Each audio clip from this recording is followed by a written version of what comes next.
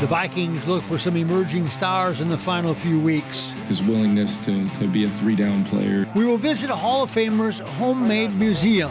Everything that I've kind of wanted to do, I was able to do it. He came from the inner city to play football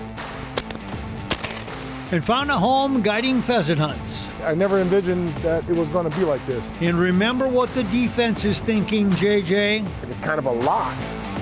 Then as soon as you go out, then I'm thinking this, and you go in, I'm thinking this. Kickoff countdown starts now. Say what? Welcome to the show. The season almost over for the Minnesota Vikings. A lot to digest. Not many will make the Pro Bowl based on this past season. It's been that kind of year. If you want the pleasant surprise or the most improved, you would have to look at their third wide receiver, Jalen Naylor. They call him Speedy. He's in his fourth season, but it took something called durability to unleash him in 2025. Really isn't, and you could feel his physical impact, his ability to get open, catch the ball, his willingness to be a three-down player and potentially assume that inside position. The only thing that ever held him back was just staying healthy. Vikings kick off Sunday at noon in East Rutherford against the Giants, who are 2-12.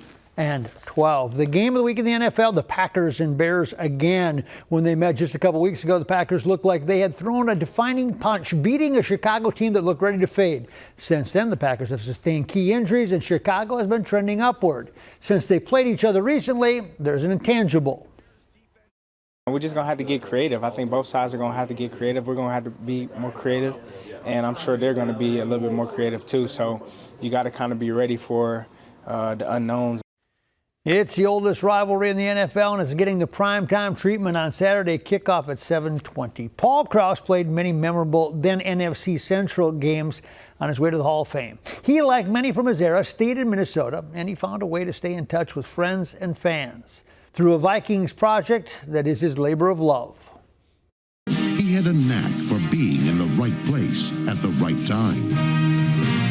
Paul Krause, an NFL record 81 interceptions, earned him a spot in Canton at the Hall of Fame.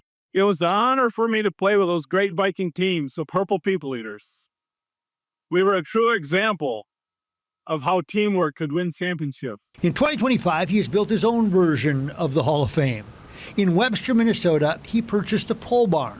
Priceless. Yeah, priceless is right, the car and the bike. I used to have 5 Porsches, now I only got 2. Because inside he has created a museum, complete with his collection of cars and cycles. What year is this car? Signed by fellow Hall of Famers. On this day, he walks through with his old teammate, Dave Osborne. We whittled it down, and these are all authentic names that have been imprinted right on there. Over the years, it has taken on a life of its own. Thank you. A Viking landmark, if you will. People travel for events and conversation with stars of another era. This was a place to put my cars and everything. And all of a sudden, something happened, and I did this and did that. They come to meet him, to buy a jersey with an autograph. This is awesome. I'm a little bit younger than him, but this is great. He doesn't need the money, but he believes if he played in today's era, he would be making plenty. We didn't make much money. How much do you think you'd make today with your statistics? I don't know. Who's the top defensive back? Whoever he is? Right now. I'd be ahead of him. I'd be ahead of him. At this place, at this juncture of his life, he finds peace and friendship, and upon reflection, he is reminded of what has been. The good Lord gave me a good life, with football and out of football. And I've been very lucky. I own a golf course. And he is reminded what it meant in that era to be a Minnesota Viking. I love being a Viking. It's something that you live for. We had such a great football team. He loved football growing up in the inner city of Cleveland. He found a connection to play at Inver Hills Community College when they had a program. He was good enough to move on to Augustana in South Dakota and now lives there in semi-retirement. But make no mistake, he's living his American dream. He grew up in the inner city of Cleveland, Ohio. But his life changed in 1987 when he took a football offer from Inver Grove Heights Community College, then transferred to Augustana to play more football. Got married, raised a family. His son ended up like him. He played on 2 national championship teams at North Dakota State. Preston became a sergeant in law enforcement and got to know the people and the area. I'm out in the county, you know, you're meeting people. Yeah. And then you find out, you know, when I first got here, the pheasant was pretty phenomenal. And he fell in love with pheasant country and pheasant hunting. So upon retirement from law enforcement, he hooked up with area guide Ryan Souter. I gave him a call. The rest is history. I've had good help for the past few years, and he's got good dogs, and he's really good around my clients. What has followed has been a partnership, a friendship, and many memories with clients where socializing is as important as finding birds. Ryan may tell you my biggest downfall is I talk too much. And so I always got this thing in my head is give me 5 minutes with you, and I'm going to find something that we have in common. Oh, look at him get up. And this is their paradise. The wily ringneck pheasant and the pursuit of him. One rooster, one shot Evans, they call you, huh? That's what it is. That's what it's all about.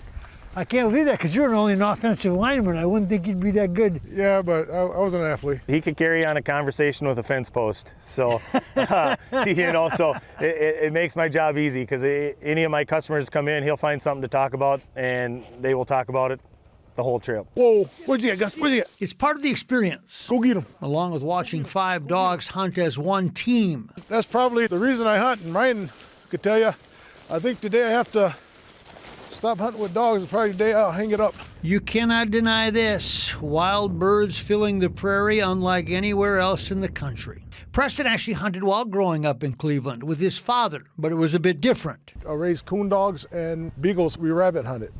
And unbeknown to me at that time, it kind of got in my blood.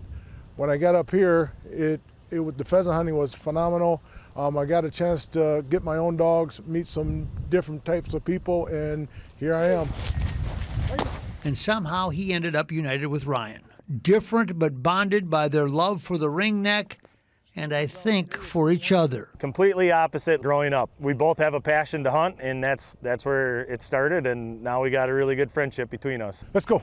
Go get him. Go get him. But these scenes keep them bonded.